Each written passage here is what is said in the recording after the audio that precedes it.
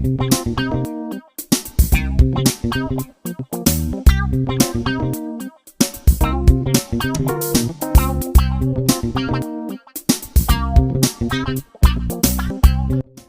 হয়েছে আবার?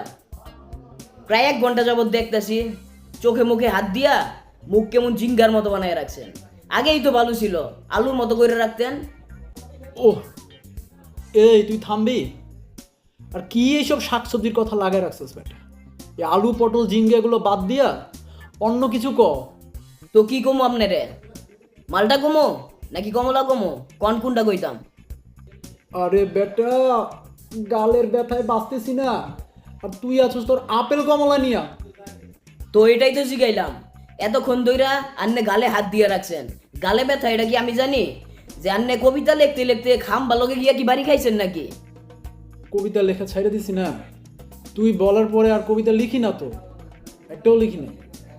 তো কি হইছে আমারে বলবেন তো, না কইলে কি আমি জানবো নাকি? থাপ্পড় মারছে আমারে গালে। কি কোন ভাই? কারে তো বড় সাহস যে আন্নের থাপড়া মারছে? কোন মায়ের পুতের সাহস এত বড় যে আপনার থাপড়া মারছে? নামটা কোন খালি? আমারে থাপ্পড় কোনো মায়ের পুতে মারে নাই। মায়ের পুতে মারলে তো ভালোই ছিল, তার কি আমি ছাইড়ে দিতাম? থাপ্পড় মারছে মায়ের দিয়ে। মাইয়া মাই চেন্নাইয়ের থাপড়া মারছে ভাই? আমি তো ভাই আমার হাসি থামাই রাখতে পারতেছি না। কি এমন কাম করছিলেন যে মাইয়া মানে চেন্নাইয়ের থাপড়া মারছে ভাই?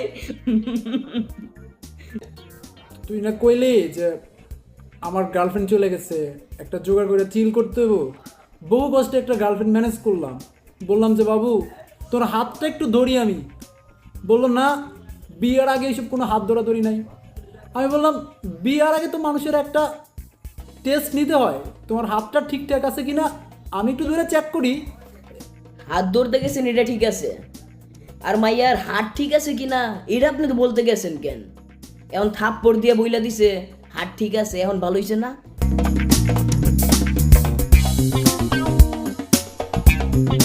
আপনি হাত ধইরা চিল করতে গেছেন কেন?